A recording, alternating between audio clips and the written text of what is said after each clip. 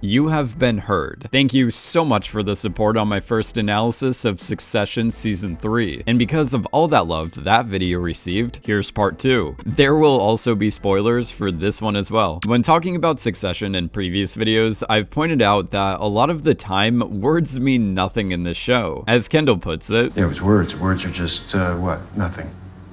Complicated airflow. So during his conversation with Rhea, it's solidified that Logan will say anything to get people to do what he wants. Throughout all of Season 3, Kendall claims that he's better than his father. Even though he doesn't really have anything to back up that claim with, Kendall has failed at the revolution of Waystar, and is constantly showing us that he is the same arrogant, spoiled child we've known for the past 3 seasons. In one scene, Logan will censor or control the narrative at ATN or any of his other news outlets, like making ATN treat the president better for his own personal gain, or smearing Kendall in the news claiming that he relapsed even though he hasn't. Then in like the next scene, Logan will say something like, I thought I was just telling folks the weather. As he finds it so incredibly easy to play victim and dismiss any legitimate problems that happened under his watch, you know, stuff like cruises. Logan fails to take responsibility and always finds a way to justify his actions. In the Season 3 finale, the moment Kendall claims that he killed a kid is the moment he finally starts to hold himself accountable for what he's done. Kendall had a false comeback because he learned from his father that money solves everything, which is why he felt somewhat liberated from killing the kid after dropping the money off at his parents' house. But the confession he had in Italy was finally the start to the new Kendall. It was his rebirth. After this encounter, when Kendall pats the worker on the shoulder, it definitely highlights this new transformation of his. It took me too long to realize that Ken seeing the waiting staff is what triggered his breakdown. I like how they chose to film the scene on the dry dirt in Italy, because ever since the accident, Kendall has felt like he's been drowning, to the point where he literally almost drowned to death. Then when his siblings are by his side, the surrounding environment represents that Ken is out of the water and on solid ground because he's not alone anymore. The thing that's gonna make Kendall better than Logan is him taking responsibility for what he's done, since the one thing Waystar is currently lacking is accountability. Logan didn't like it when people mentioned his sister Rose. The most we know about Rose is that she's dead, and Logan's brother claims that what happened to Rose wasn't Logan's fault, implying that both Logan and Kendall found themselves in these situations where there's this gray area when determining their responsibility for someone else's death. And I thought the most interesting thing Logan's brother said was that Rose wasn't Logan's fault, but all the bad stuff Waystar has done is definitely his fault. Kendall is a potential CEO in the tech world who has a newfound respect for the working class. He's someone who doesn't have to go down the same unethical and lonely path as Logan. Surprisingly, Tom appears to be the next Logan. I mean, the ending shot alone is enough to prove this. Tom resting his hands on Shiv's shoulders perfectly matches this shot of the intro with Logan posing with younger Shiv. If that's not hinting at the parallels between Tom and Logan, then I don't know what symbolism is. Also, Kendall putting his hands on Roman's shoulders the same way that Roman did it for him was the nice version of this, indicating that their bond is being strengthened rather than being torn apart, like right here. Tom and Logan have similar upbringings, as they both started from nothing. Logan hated his childhood and clearly suffered from abuse and trauma. The number one thing Logan had to say about his hometown was that he had to do anything to make enough money to get out of there. Tom is constantly referred to as the simple country boy who slithered his way into the Roy family. During Kendall and Tom's meeting, Kendall even refers to him as a country mouse. Like Logan, Tom's past and upbringing is constantly looming over him. Tom had the right approach. He never spoke out against Logan or the other siblings. He let the events unfold in front of him rather than interfering. He didn't just act on his gut or impulse. He was the most calculated out of the bunch and stayed neutral until the very end. We saw some big indicators as to how soulless and broken Logan is when his relationship ends with Marcia. Marcia was someone who genuinely looked out for Logan and wanted him to get better, but he threw that relationship away for Rhea. I know it was for different reasons, but like Logan, Tom potentially threw away his marriage to advance his position. Logan and Tom both view their partners to be expendable. The one thing that made Tom really open up to the idea of making a deal with Kendall was Kendall asking him if he thinks that Shiv would still be around after he got out of prison. And it seemed like Tom knew very well what Shiv would be up to when he was gone. Kendall also told Tom that if he turns on Shiv, she'll know who the man is. years. Whether this sentence influenced his decision is still up for debate. And by the way, Tom was smart for taking this meeting with Ken. Up until the very end of the season, Tom was assessing all of his options. Tom slowly evolved to become the next Logan. I'll never forget what Logan said to Shiv in season 1. You're scared to compete.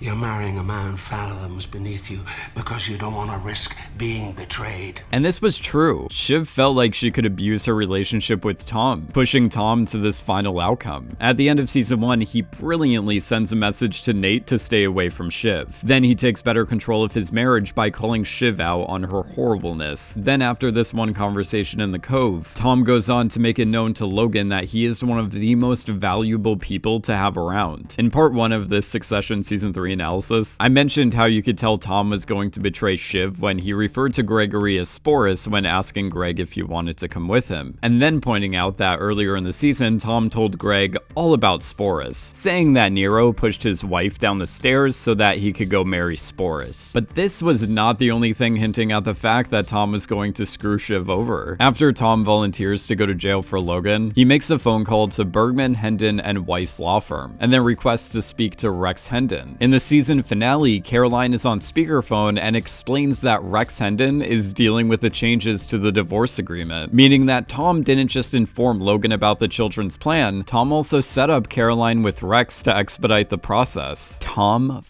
Womscans. To be fair, Shiv did to Tom what Logan did to her. Both made promises to other people that they would get them the position of CEO. But when Shiv got the golden opportunity to take over the company, from that moment she misled and kept Tom on the hook. The same way Logan convinced his kids that they would get the position of CEO. But that was never going to be the case, because it was never about going through management training or spending 12 months in Berlin or London or spending 12 months with Frank or any of that. After all, this is what Kendall did for his preparation to take over as CEO, and look how that turned out. At this point, the only way to get Logan's position is to kill him. Before she was brought back into the Lion's Den, Shiv was working for Democratic US Senator Gil Evis. As I mentioned in my season 1 analysis, Shiv genuinely seemed like the only one out of Logan's children who is capable of earning a career and reputation outside of the family name. But during season 2, she is given the false promise of becoming the successor. What Shiv didn't know at the time was that the main or only reason she was brought back in a Waystar is because Logan couldn't tolerate his own daughter teaming up with a politician who's actively working against ATN. When Shiv gets kicked out of the holding company, Logan tells her and the rest of his children to make their own pile. But like, Shiv was already on her way to making her own pile, but it was ruined by Logan protecting his own self-interests. Cousin Craig over here fell for the same kind of trap. The only reason Logan wanted to keep Greg was to get at his brother, and that's it. And ever since his stay at the company, Greg has become morally bankrupt. Greg went from not wanting to work at ATN because he morally disagreed with their politics and agenda, to suing Greenpeace, dating multiple women at once, and holding his own in an argument against the Roys, also known as the Roys' love language. Greg becomes the bottom of the top as he is now taking over Tom's previous position, while Tom heads straight to the top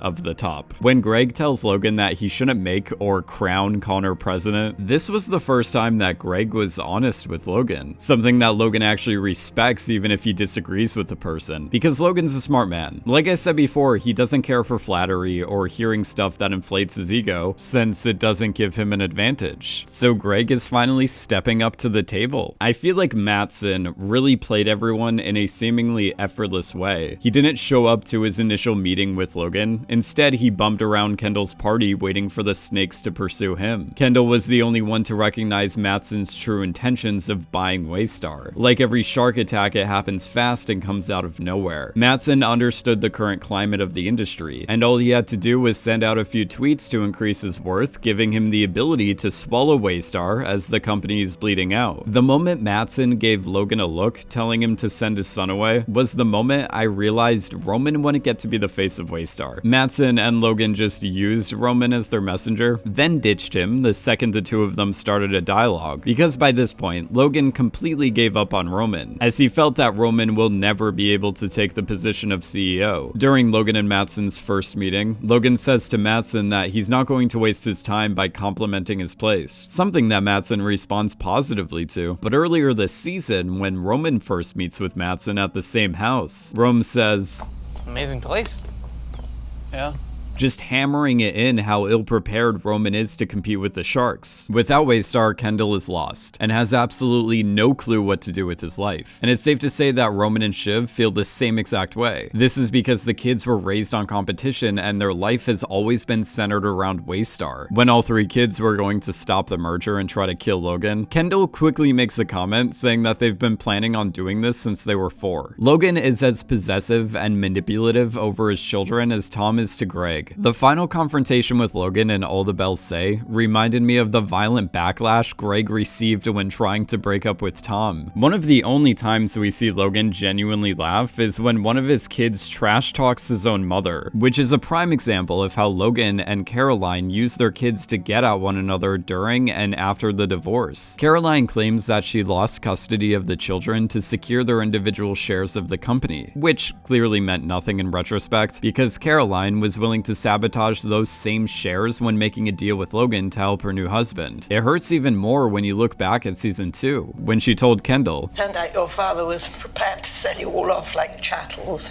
keep a piece of real estate. That doesn't surprise me." But then ends up doing the same thing to them by leaving them out of the holding company for the Eaton Square flat. It's like, what? The last time we saw Gil was in DC during the hearings regarding the Cruise Division cover-ups, and we didn't see him in season 3, but I'm interested to see how big of a role he's going to be playing in future seasons. It's said throughout the series that Gil is on his way to become the next president, and during season 3, it's established that the current president is not running for re-election, which means the 2 primary candidates who will be running for president next season will be Gil Evis and Jared Mencken. Shiv already holds a lot of animosity towards the presidential candidate Logan selected, and knowing Shiv is not going to be on Team Logan next season, it's very possible she may reunite with Gil to take down Logan. Anyway, those are all my thoughts on season 3 for today. I just wanted to elaborate further on points that I made about my original ending explained of season 3, and I wanted to talk about some new stuff that I didn't have time to talk about before, so hopefully you guys enjoyed that. If you want to see me talk about Succession more, let me know, because I will definitely listen to the comments. As always, thank you so much for watching, and I will see you in my next Succession video.